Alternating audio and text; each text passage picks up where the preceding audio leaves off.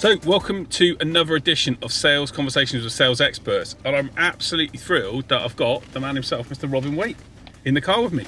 Now, Robin is a guy I know really well, amazing business mentor, written a couple of books that I'm going to talk about later on, and we'll make sure that you get a chance to get a copy of Robin's books. But this man is basically been mentoring businesses to grow for the last however many years, 10, 15 years? Something like that. Well, yeah, it feels like long that enough to remember it, yeah. Exactly, and he's a man that I've come to love and respect. Really great. Robin's one of the mentors with me on the Shift to Success program. Robin is a genius when it comes to products, pricing, all of those type of things. But he's also a genius when it comes to sales. He's sold a lot over his life, and we're just going to have a little bit of a chat and talk around basically what it's like to sell. So, Rob, introduce yourself, and good to have you on the Sales Conversations with Sales Experts. And you're now going to direct me into where we're going, basically. So out of here, and then we're going to go right. Perfect. So talk to me about your, give those that don't know who Robin Waite is, a bit of a potted history on Robin Waite, and basically, what you've done in business over the last 10 years and where you are now, and then we'll talk through some sales. So left school at 18. Didn't think I wanted to go to uni, and promptly went and got a job, and ended up going to uni. Right, to pay for, obviously, because they couldn't keep me on full time. So I actually did a job as a systems analyst for 4 years, total geek. And then 2004 came around, and I realised that me and one of the guys who I used to work with, we were both doing kind of technology related stuff, starting to get into web design and computers and tech. So we set up a marketing business, building websites predominantly back in 2004. So you think back then, this is before the age of Instagram, Snapchat, and all those amazing apps that we now kind of get engrossed in day and day out. Facebook was in its infancy. I don't think it had left Stanford at that point, wow, or Harvard, or wherever it was. Zuckerberg was doing it. So we were actually doing something quite new then. And we probably, over the course of the next 12 years then, up to 2016, worked with about 250 businesses. One point, just before I sold the agency, although that's gone a bit tits up, and we can probably talk about that, because it's good to hear the good stuff and the bad stuff. Yeah, sure. We got it to a point where it's turning over just over £200,000 turnover, 4 members of staff, and me, and just fell out of love with it, basically. But what I realised was, the thing I really loved about that business was doing the workshops. So you never would associate a branding or web design company with doing workshops with their clients. Yep. And it was actually, that was part of the innovation around where the work I do now and that productization process came from. Yeah. Okay. Cool. And then obviously, when you started up, I mean, you built up a business to like you say, with great turnover and working with 250 businesses. To do that, you had to sell, right? You had to be in a position to sell. What's been your secret to, you're a great guy, but what's been your secret to success in terms of selling and building and selling, not just in your past with the web, the agency, but with what you do now? Well, I'll let you into a little secret. Never had any sales training. Okay. And I just believed in being a nice guy. That was my first thing, going into setting up a business in 2004 as kind of a spotty 21-year-old. You just thought that you had to show up and send some proposals out and you'd get work back. Yeah. What I didn't realise was that we kind of fell into that age-old trap of doing everything, cheap. Yeah. Trying to get the business, but we did a very good job of it, and we kind of pushed the boundaries in terms of pricing. It was probably about eight years into that business where we suddenly realised that if we wanted to earn more money, we actually had to learn how to sell properly. Yeah. And that was just a process of kind of being able to articulate your value, being able to tell your story and tell people why it was important that they invested their money with you, as opposed to, at that point then, off the back of the financial revolution, the challenges from 2007, 2008, when the market crashed, and you end up with hundreds of thousands of people coming out with a redundancy or just leaving their jobs, and realizing that they could go out and buy a copy of Adobe Suite, Creative Cloud, and start building websites. So then all of a sudden our market crashed, and we'd shifted into probably charging about 5 times the price for support and hosting, but obviously adding extra value. And having to have those sorts of conversations kind of got us stuck in, I guess, into sales, really. Right, okay.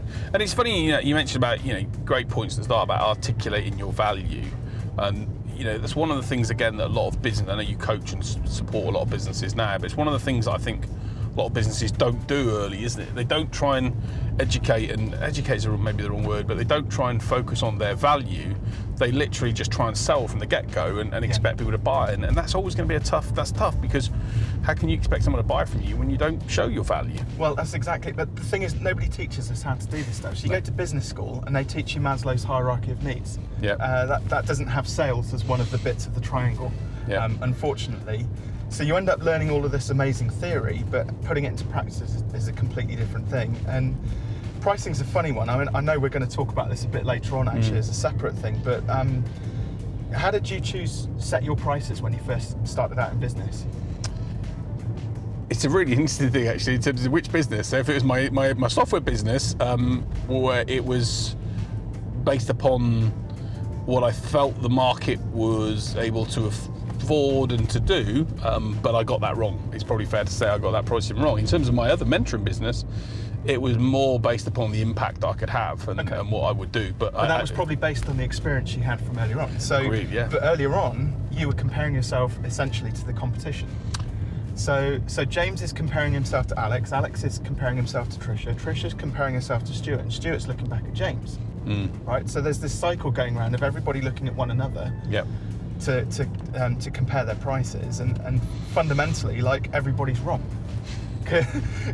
You know, because if you've got it wrong, then it all hinges back on you. Like, you know, 95% of the market are all charging the same amount, but they might all be wrong. So if you want to sort of start to outstrip that, and I think this is where it starts to kind of shift in towards sales, is you know, being able to go and have a conversation with somebody, and the first thing they're going to say is, well, actually, James, there's loads of other amazing sales trainers out there, but they're all charging £50 an hour.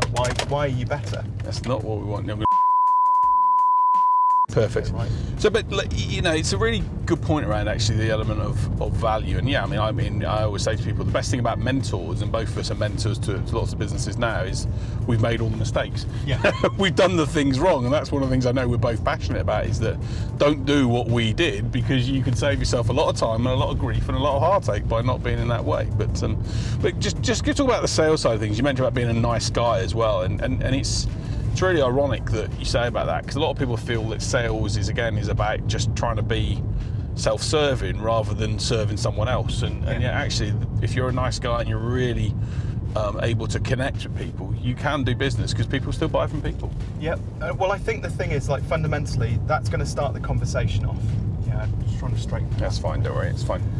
I think fundamentally, like, people, you know, you can be a nice guy and you can start the conversation off, and that's what creates the great partnerships that you know, you and I both feed off, especially with the work we're doing, Shift to Success, and you know, through Dent and all of those great organisations. But fundamentally, though, if you still want to sell your products at a higher price point than somebody else, because if people are sensible, they'll be shopping around, they'll be looking at the competition as well, so you've still got to be able to articulate your value better than the next guy. If you're clear left, if you go. Thank you. So yes, you still got to be able to articulate your value better than the next guy. And I think one of the key things, though, when we talk about articulating the value, is actually, like, most people are too busy. Have you ever heard Andrew Priestley talk about the AA van? Repeat it actually, because the guys on those watching the video may not have heard about it.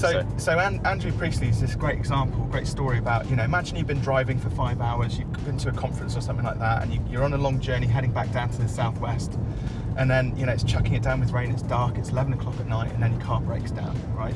So you phone up the AA guy, and about an hour and a half later he shows up, and the first thing he does is he takes you to the back of his van. Nothing nefarious, obviously, but he takes you to the back and he's like, James, look at all these amazing shiny new tools I've got in the back of here. I've got this amazing air compressor, gets the tyres on and off in a jiffy. I've got these great fuel tanks now, so I can carry like 50 gallons of diesel and unleaded, you know, in case somebody's run out of fuel, and, you know, etc., etc. Like, what are you thinking at this point? That doesn't help me solve my problem. Yeah, I want to go home. Really. Like, how quickly can you get me back on the road? So and when Andrew told me, so I was like, oh yeah, because I remember like back in 2004 when I was selling websites, it was all we build great websites, standards compliant, they load super quickly, you know, etc. etc. Nobody cares about any of that stuff. It's such a good point, and I did a presentation last week at Southwest Business Expo, where I'm sponsoring the expo in a couple of weeks' time, and I talked to people about outcomes. You know, people, you know, the thing I always do in my workshops, people buy the hole, not the drill, and they buy the outcomes. And yet so many people, and especially when they go to exhibitions, it's all about we have feature X or we do feature Y. It's like, it doesn't make it matter a toss, actually. What matters is what the value you can give. You know, I say to people that still convinced, no one's proven me otherwise yet, people only buy for one of two reasons: a problem or a want. And unless you've got a problem or a want, whatever you do is going to be irrelevant. So and you've got to, like you say, in that case there, the problem is that people want to get home. They don't want to know the ins and outs of everything else. They just want to focus on solving their problem and getting them home and getting them back to where they want to be. So 100%. And I guess that's what you used to focus on doing with the, you know, when you were selling in the agency side of things, you'd focus on actually solving people's problems. People, I guess especially at that time, people wanted a website. I guess a website was this, you know, this great face to the world, wasn't it? It was like the early days of it. It was really it was a thing that you had to have, but like you say, as times changed, it was new and novel, and there wasn't really any other alternative unless you wanted to do, you know, proper, you know, advertising magazines or, you know, traditional forms of advertising, for example, newspapers and stuff like that. So, and this is quite an interesting thing. I think, you know, I talk a lot about market sophistication. Mm-hmm. So back then, you know, websites, you know, you were adhering to like levels. Do you know about breakthrough advertising with Eugene Schwartz? Have you heard about that? Again, share it with the guys who on the video. So he talks about five levels. Yeah, straight on. So he talks about 5 levels of market sophistication. So level 1 is this: you've got to imagine there's a market out there. Let's call it group of people out there, business owners who want a website. Okay. Mm-hmm. But at the moment, they don't really know that they need a website, so they're blissfully problem unaware. They don't know that this thing is going to, shiny new website thing is going to solve all of their marketing problems back in 2004. Yeah. You then move into level 2 market sophistication, which they've become problem aware that they're having a problem with marketing, but they don't know necessarily what the solution is. Level 3 is then where now they know that websites are the answer to their problem. So this is the solution, but they're not aware of anybody out there who builds websites or who they should go for or anything like that. So level 4 market sophistication is where you start to get into brand, product, and things like that. And level 5 is where you finally get to the buying questions, the sales journey, basically. So they know everything about your product. They've got all of the information they possibly need. And you know, they're ready to buy, in effect. So they know all about your product, all of the features, the benefits, and most importantly, the price. Mm-hmm. And what happens once they've bought into it. So 2004, you know, when we were building websites, we could appeal to levels 1 to 3 with very little pushback because everybody wanted a website. You know, it's the latest, the greatest. We didn't have to persuade it. There weren't many of us people building websites back then, so it's nice and easy. Yeah. But nowadays, if you think about it, like, you've got to be level 5 market sophistication, because everybody knows that they need if they're a business owner, they have a website. Yeah, it's like back in 2000 you had to have a business card. This is now the new business card sort of thing. So you can see that the marketing message is like massively different between level 1, like, you know, we're new and shiny and nobody else is really doing this, compared to, well, actually in the UK, I bet you probably find there's about 250,000 web designers out there. And do you know what? It's such a really good point, actually, because and you were able to assess and understand this early day, and we'll talk about sort of differentiation maybe a little bit as well from a sales perspective. But I see a lot of small businesses, I'm sure you do, who are, for want of a better phrase, still trying to apply that trade, and they moan and they wonder, and you know, people say to me, "Oh, well, I can't compete with Fiverr and Upwork and all these other places," and I say to them, that's because you're trying to compete with them. If you actually see yourself as different and differentiate, maybe based upon your niche or based upon your speciality or what you do, you've got a far greater chance of winning more business. But yet, unfortunately, many still see those areas as being the route to their failure, and actually it's not. It's sometimes looking in the mirror and saying, how can I be different, and how can I be a bit specialised in order to give a service that those guys can't. So, and the other thing as well is, like, you think about from a marketing perspective, everybody always talks about unique selling propositions, USPs, and again, USPs have had their day. If you think about the day we live in today, so global marketplace, you know, there's 10 times the number of businesses out there than there were 30 years ago, pre-internet. USPs, yeah. So interesting comment you mentioned about USPs being dead and not anymore. Tell me a bit more about why you think that. Then. So yeah, I mean, like if you think about it, there's you've got this global marketplace, right? So and business-wise, there are 10 times the number of businesses as there were 30 years ago. Certainly in the UK, I don't know if that's probably a global trend, I'd imagine. So the internet's made it super easy to set up a business and start up. But we've also got, how many gazillion times different apps now that we've got to use in order to market our businesses with. And then,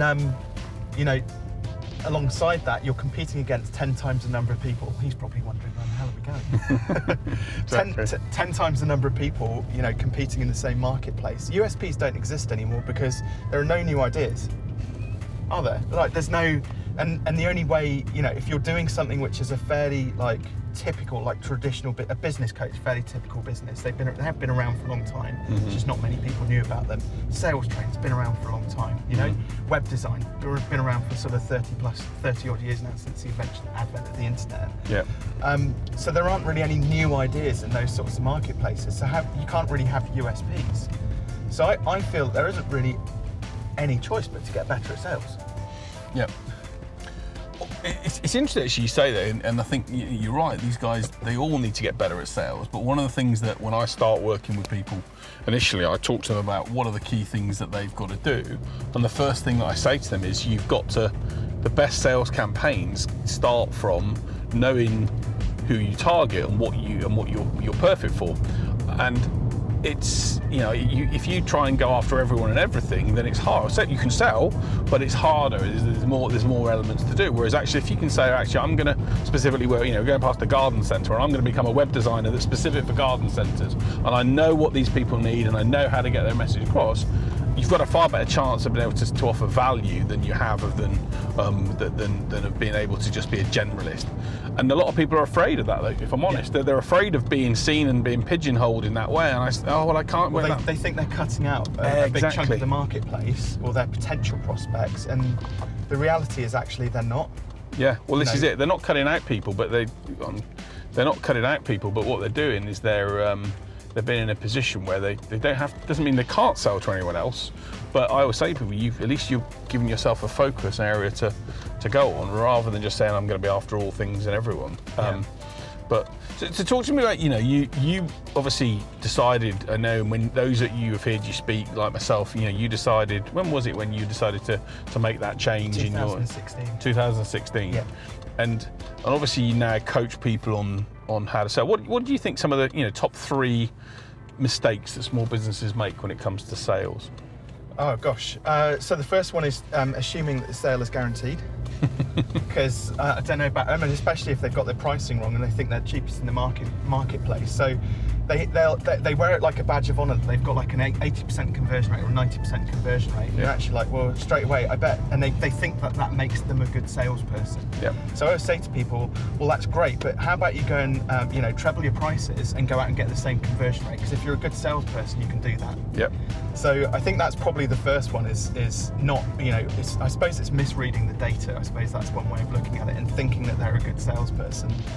The second mistake is probably not having a process in place, because I don't have a very stringent process in place necessarily, but they're always like the same 6 or 7 steps which I always take clients through whenever I'm on having that initial consultation with them. Yeah.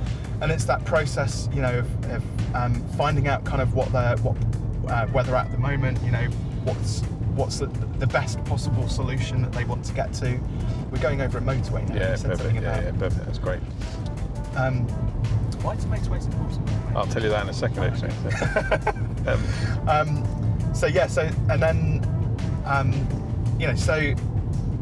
Working out exactly what the perfect solution is going to be, but then I think the bit which most people miss, and I guess this is the third mistake, is not really digging into the feeling side of things. Mm-hmm. So they might have a good conversion rate, and by good I mean between 20 and 1 in 5, 1 in 3. I consider that to be a pretty good conversion rate, especially if you're selling something high ticket. Might have a great process in place, but if they're not willing to make the client feel uncomfortable, during that sales process. And by that, I mean, I suppose probably more to points. Like, I have this saying, when I'm on a sales call, I want to feel, if I don't feel uncomfortable on the sales call, then I've done something wrong, because I'm not asking difficult questions of the client to understand exactly what their needs are. Yeah. And in order to do that, you've got to tap into their emotions. Yeah. Second one. Second one left here. Yeah. Sorry. Right. Yeah. Okay. No. A bit confusing. Okay. So in emotions, yeah. Carry on. I mean, no, you're right. Emotions are, totally. I'm with you 100%. They're so important when it comes to the sales process. People buy with their heart, not with their head. Yeah. And I think, but you have to almost have a process in place in order to kind of tap into people's emotions and kind of draw that information out of them. Otherwise, you just, I guess when it comes to the all-important question about understanding like how important it is then to get from A to B, like if there's no feelings or emotions there, you don't know how important it is, do you? You can't work out whether there's any value there. Exactly, and people, I say to people buy things or don't buy things because of one major reason. It's because they can't picture and see themselves in that position. So they can't see, you might sell them the greatest product in the world or but they can't, if they can't see themselves doing it, if they can't imagine it happening to them, if they can't picture and feel what it could be like to be in that position, the reality is they're more likely to buy. And that's why in any environment you've got to be able to share a story. You've got to be able to get your client to put your prospect to picture something, imagine what it's going to look like. Let's feel about how that would feel. Those elements of what would it mean if you could do X, those type of questions which really just enable people to think and dream, for want of a better phrase, and you're going to be in a far better position to convert them than not. So as opposed to the alternative to that is taken into the back of the AA van and there being no emotion whatsoever, and hey, look at all my shiny new tools, and it's amazing. Aren't I amazing? Why aren't you buying my stuff? I don't understand why you're not buying my stuff. Exactly that, and it goes back to the idea again that and I don't know if you see this, but people generally, a lot of small businesses, especially, and networking is brilliant. I love networking; it's a great opportunity. But they get taught bad lessons because they get taught that networking is all about going up and talking about them. Yeah. Whereas actually, what sales is about understanding and listening to the person you're working with, and really getting to know who they are and and for want of a better phrase, it's not about you; it's about them. It's about them and what their issues and their problems and their wants are. And if you can get to know that and understand that, and then build those find out those emotional drivers to those things, you're in a far better position. Yeah. But so talk a little bit about what you're doing now and how sales comes into your conversations with the clients that you mentor at the moment. How do you bring sort of sales up in those discussions with them? So in terms of what we're doing now, tell everyone about what you're doing now at the moment. So now we work with a lot of coaches, consultants, so people in a similar sort of boat to us, but also harking back to my marketing days, sort of freelancers and who generally all of them are charging time for money in some way, shape or form. Yep. And as we all know, that's the most unethical way to charge for your products and services, because, and I know, and I'm going to caveat that because that's quite a sweeping statement that I've just made there, but fundamentally, and you tell me if I'm wrong, right? But fundamentally, we're all moral, ethical, upstanding human beings, and we probably wouldn't do this. But if I got through a project and hadn't quite delivered on it, I'm going to sell you some more hours. Is that okay? Mm-hmm. Yep. Are you happy with that? Yeah, sure. But I promised you I was going to do it within 10 hours, and I haven't done it in 10 hours, so now I'm just going to sell you another 5 hours. Is that all right? Well, the British way is to say yes, but then deep down I'm feeling pissed off, basically. Basically. So the mere fact that you can do that, because it's not tied to results and outcomes, means for me that it's potentially unethical. Well, it is unethical. Yeah. So a better way, we believe, a better way to charge for your products, obviously, is based on outcomes and results, which we've touched upon. So with the clients we work with, if anybody's watching this is kind of stuck in that time for money trap where they're trying to sell hours, trying to sell days, get to the end of the month, having done 160 hours or probably more that month, and wondering why their bank balance doesn't really show that they should have earned 10 or 15 or 20 grand a year as a really smart, bright, consultant.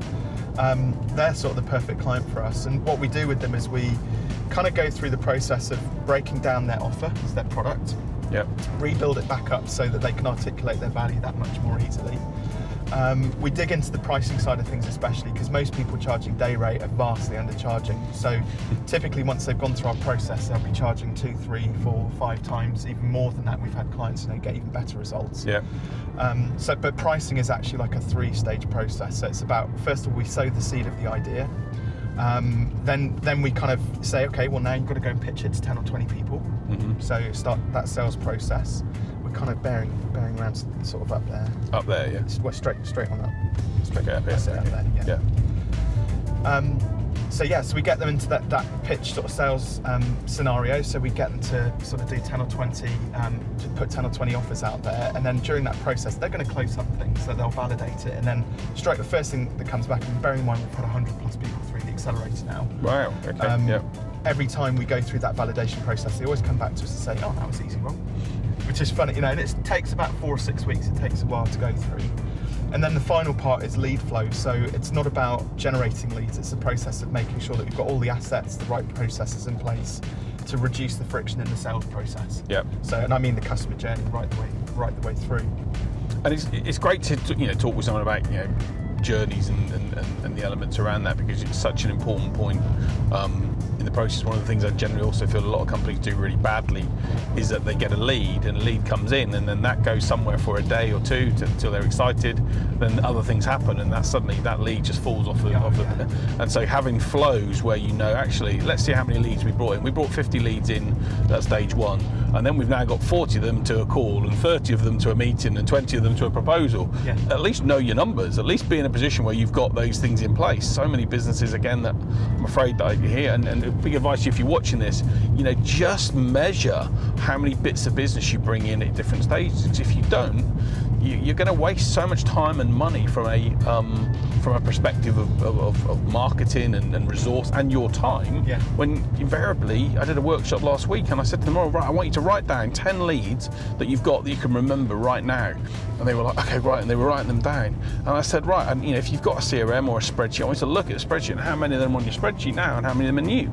And most of them are all going, "Oh my God, there's 3 or 4 people here that knew were on one of my lists." It's because when we think about it, we remember I spoke to so and so, and I spoke to this person, but it just goes out of their minds. So. I've got a nice little dashboard which tells me what my current close rate is. Across my conversion rate across the sales, how many opportunities there are. A big number which says, about the opportunity volume I've got in my pipeline at the moment, which is quite handy. Kind of keeps me motivated. But you've got it, and that's exactly it, because you know how to sell, and because you've been in a position where if you don't have those metrics in place, you can't see where your business is going to be and where you're going to end up. So. I've got one of the reasons I brought you up here, James, is because I learned one of my best business lessons going up this hill. Okay, I love it. This is Froster Hill. Yep. And this bend that we're just about to approach here, this particular point, I learnt my best business lesson about 3.5 years ago. Okay. Because that was the second time I stopped coming up this hill, and it was, I think, about my second or third on a bike. I'm on assuming. A bike, I'm assuming. Because Robin's a keen cyclist. If those, and I'm driving this hill going. I've ridden up hills like this before, and it hurts. So this is the second or third time I tried coming up this hill on a bike which my brother had built, and I stopped there because I was just done. Right, and we're only about we're not even halfway up yet. Just about halfway up. And this guy comes shooting past me with all the gear on, right, Lycra and smart helmet and carbon bike, and I just shouted up there, "Oh God, you're making that look easy." And he shouted something back down to me, but I didn't hear it because he was miles up the road at that point. But in cycling, obviously, as you know, there's like a fraternity, like there's a really good community around cycling. So just up here at the top of the hill, I eventually got up here, and he waited for ages, but he stopped to talk to me. Wow. Okay. And we were chatting away, and I was like, "Why did you stop?" And he talked to me about cycling and clubs and all this sort of stuff. He told me about the whole community aspect of it. And then he said, "That thing you shouted down to me," he said, "that was really interesting." Up to me, he said, "That was really interesting." He said, "You do realise with cycling, you never go any faster, it just gets easier." Oh, sorry, that was the wrong way round. Never gets any easier, you just go faster. So I was just like, and it makes perfect sense, because it's exactly the same with business as well. Like, business actually never gets any easier. You just end up getting better at it, going a little bit faster at it, and getting more efficient if you put the right systems in place. And it's such a good point. And I'm going straight on or left? We're going to go left. It's such a good point. And I talk to a lot of my, and I have to say, after driving up that hill, if you're in the Gloucestershire area, Froster Hill, if you want a coronary, I suggest you get on the bike and do it there. But it's such a good point. And I talk to people a lot about I've got clients. One of my major clients is £20 million turnover business, but the guy is a wonderful guy, still has, just because you run a bigger business doesn't mean problems go away. Mark Zuckerberg from Facebook last year had a nightmare year. He had literally in front of legal committees and whatever else. So like you say, the reality is you're going to get challenges in business, and anyone that thinks you don't get them is not the case. But the reality is, like you say, if you put the right systems and structures, then it becomes easier based upon, and you can, not so much easier, but you can go faster, you can make things happen. So which is good. So look, I'm guessing we're coming up to sort of the end of this session, which is great, and we're going to do another video with Robin and talk about pricing specifically and how to price products, which is going to be great. But just, I'm guessing we're sort of 5 minutes away from your office, are we? We are, yeah. So we're about 4 miles out of Stroud. Okay, cool.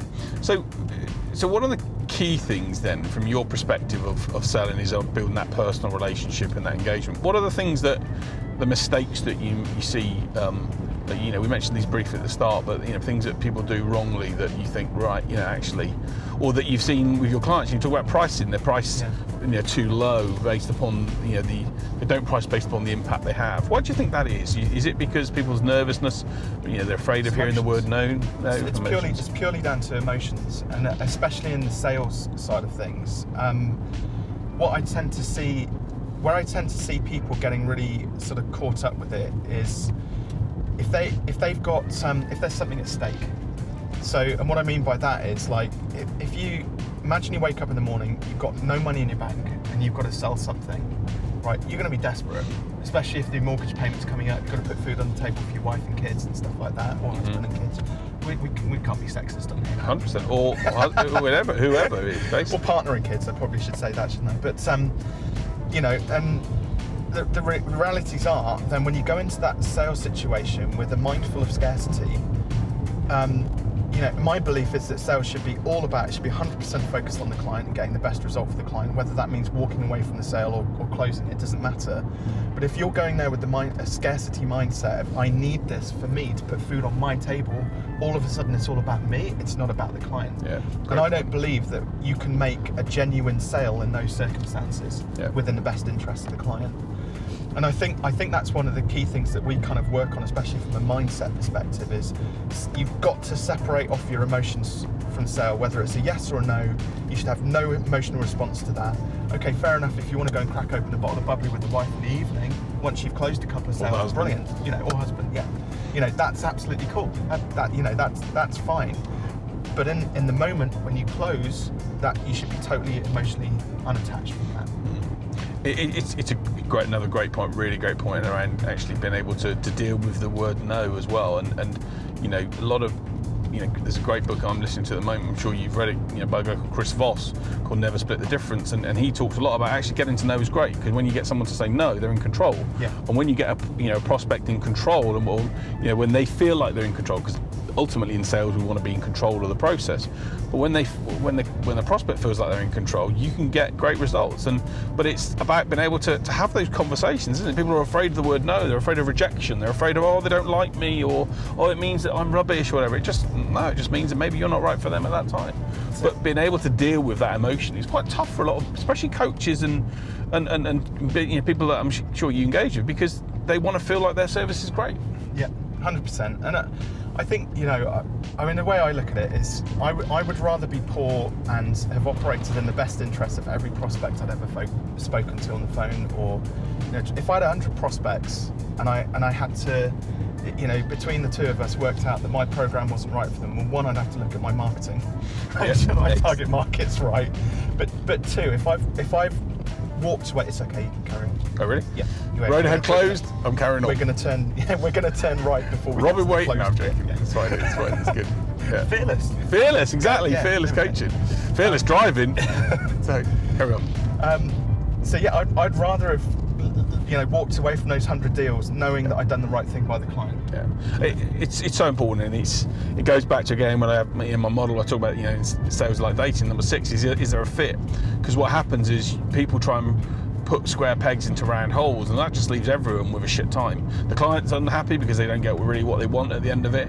The prospect is, the person's unhappy because they've ended up doing a job for someone that wanted more than they thought it was, or whatever else, and the whole thing just starts to fall apart, because at the end of the day you haven't made the right decision and the tough decision in the right way, and the best thing around, is being able to have that honest conversation with someone, say, hey, look, thanks very much, but from what you've told me and from what you value and from where you're at, I don't think we're right for you because of X, Y, and Z reason.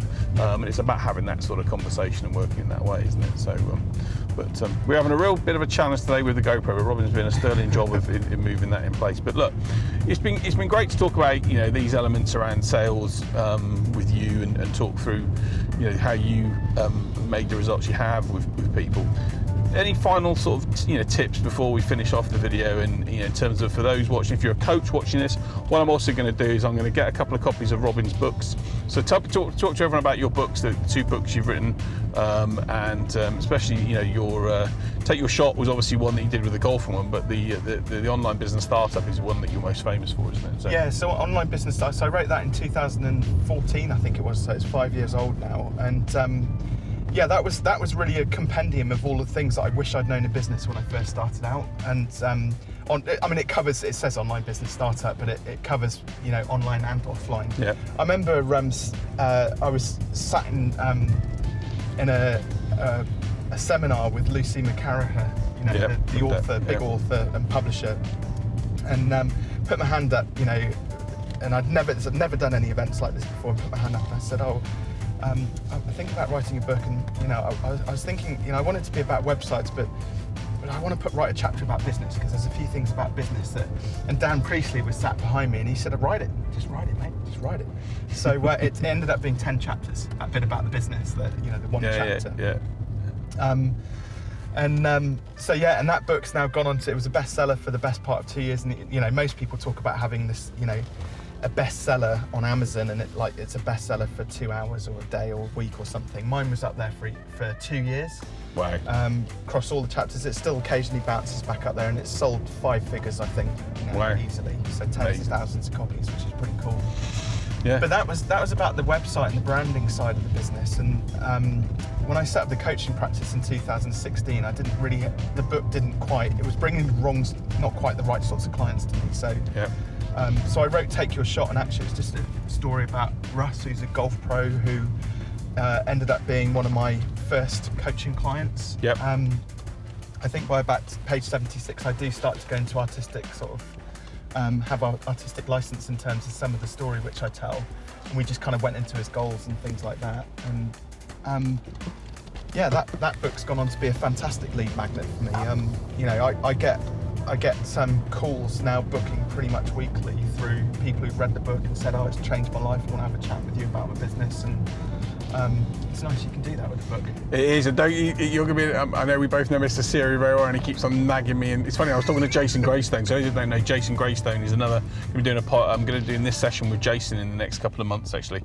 Jason runs the Wealth Mastermind Group, and he's a fantastic guy. Amazing. He's incredible at what he does, and me and Jason were both saying that we hadn't written our book because we focused on other things, rightly or wrongly, but I do need to get mine done because Alex and other people keep talking about it. But just an interesting point actually, what do you think you'd have still have achieved?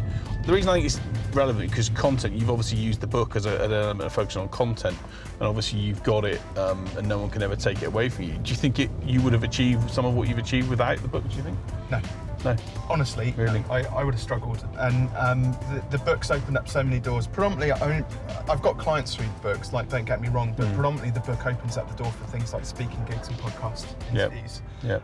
It was one of the things, I think Alex on the Shift to Success program, so he saw me up on the screen at one of the Dent events, with which Dan Priestley put on. Yeah. So, and that wouldn't have happened if I hadn't have had a book published, because that was on Lucy McCarraher's, bit of the talk. So, and it kind of snowballs from there. I think I've had somewhere close to 50 podcast interviews that I've guested on. Yeah. Had numerous speaking engagements across the Southwest. I'm for the first time. I've had several paid speaking gigs, but for the first time going into a new year, and we're only in October now, I've got a handful of speaking gigs that actually are only going to earn me more money than I got in my first year in business. Wow, fantastic.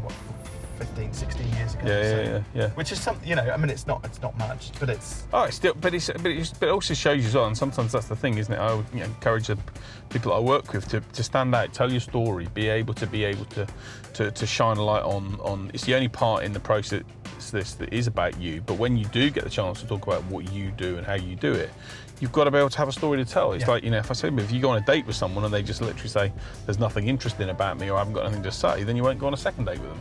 So you've got to be able to have a story to tell. You've got to be able to, capture.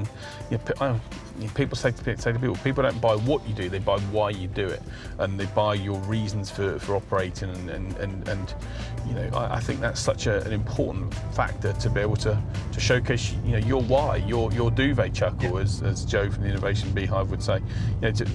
What is it that you're doing this for, and why should people buy from you? 100%, absolutely. But look, this has been great. I mean, great to basically go through some ideas and tips with you on things. One of the things I would say is that I'm going to be doing a few. I'm going to do another video with Robin on pricing. I just wanted to quickly talk about pricing while we're here, because obviously those may not watch the other video, or they may see both videos or not.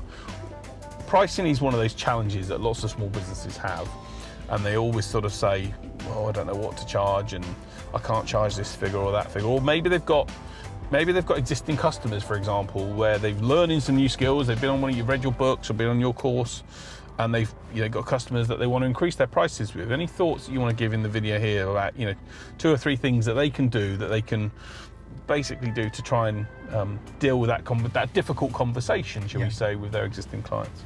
So, well, I always say, because you've used existing clients, but there's a second set of clients, which is obviously new prospects as well. So new prospects won't have been exposed to your pricing, so you can charge them whatever you like within reason. And those ones are a lot easier in a way, because you can start off with that and see what your conversions are. Absolutely. But with existing clients, so first and foremost, it doesn't have to be like all or nothing. It's not like you've got to go out and double your prices tomorrow, and clients can like it or lump it, basically. So, I always say that it's a process of PR. If it means that you've got to put an announcement out there and say that, as of the 1st of January, our prices are going up by X, Y, and Z, then, this is what they're going to be. We invite all of you to give us a quick call and we'll have a chat about it, and, this, that, and the other. So you can kind of butter them up a little bit that way, I suppose. And most people, I'll say as well, like, whenever I tell business owners that have an existing set of clients to put their price up, their first thing is, I can possibly do that, they'll all leave, right? But so that I always say back to them, cool, go and get me some data that proves that they're all going to leave, which basically means they've got to go out and put their prices up. Because from my experience when I've done it, and from my experience when, the 100+ clients I've now worked with specifically around pricing have done it, is that, some clients will leave. But more often than not, a good example is we had an accountancy firm who had 300 odd clients. Their turnover is about 185,000 pounds a year, 300 clients. They put their prices up quite significantly. They lost 50 clients. Revenues went up by 19%. So they got to about 216,000, I think it was, 220,000. The good news out of that was, because they were worried about, everybody leaving, and it's like, well, only 50 out of your 300 clients left. That's not terrible. Money's gone up slightly, 19%, he wanted that anyway. The best thing was, and this is the pixie dust moment, their support calls got up by 80%. Wow. So 20% of clients take out 80% of the time. It's like typical Pareto principles. Yeah. And it was fascinating. And I've had at least a dozen businesses out of the 100 we've worked with have all had similar sorts of results. So, X number of clients leave, turnover goes up by, best case scenario had was 40% of clients left, 2.5 times the turnover. That was best result.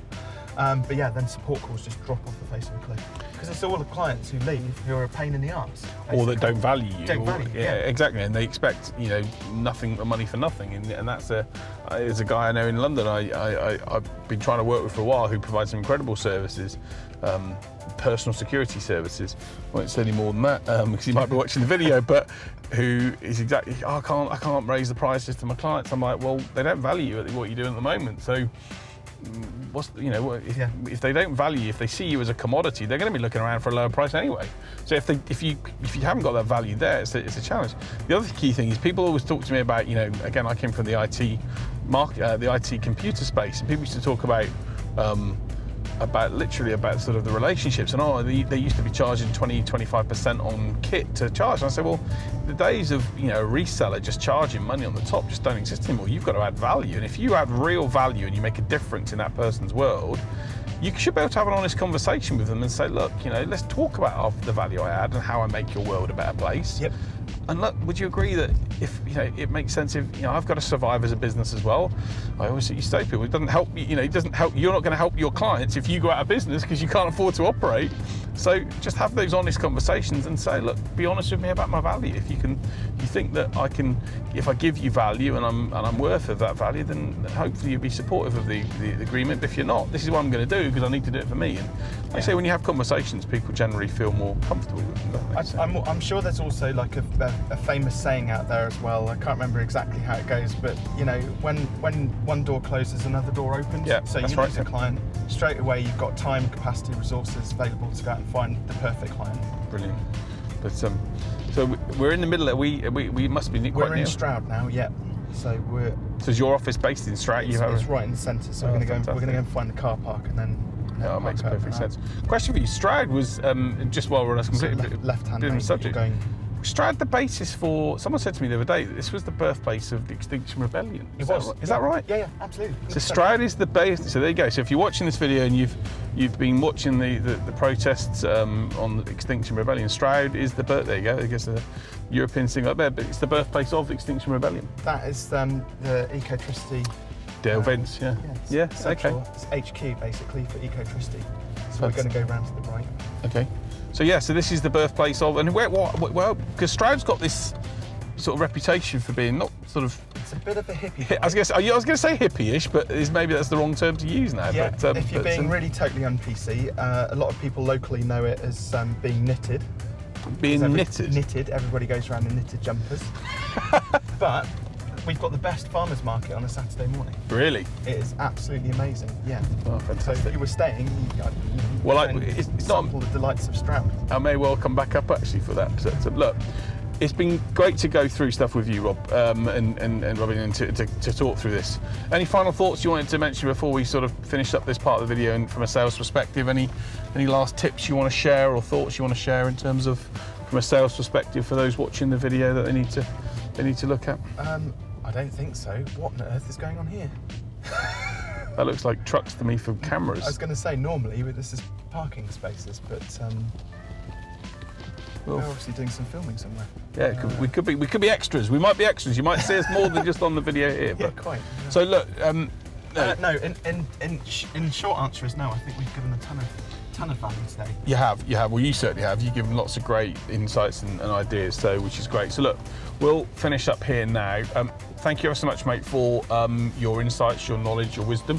Really useful. And what we'll do is we're going to get a copy of Robin's book, and again, called both Robin's books, Online Business Startup and Take Your Shot.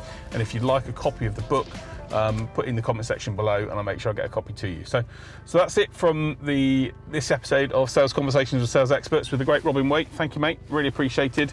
My pleasure. Get a chance to have a look at this man and his videos and what he does. He's a genius in his mind around what he can offer coaches, business consultants, and businesses in general around pricing and giving themselves the best chance. So thanks ever so much for your time, Robin. It's been great to do this. And if you want to sit in Robin's seat there in my car and become the next episode of Sales Conversations with Sales Experts, then just drop an email through to alex@jameswhite.business and we'll make sure we get you in the chair. But thanks for watching. Hope you've enjoyed it, found it useful.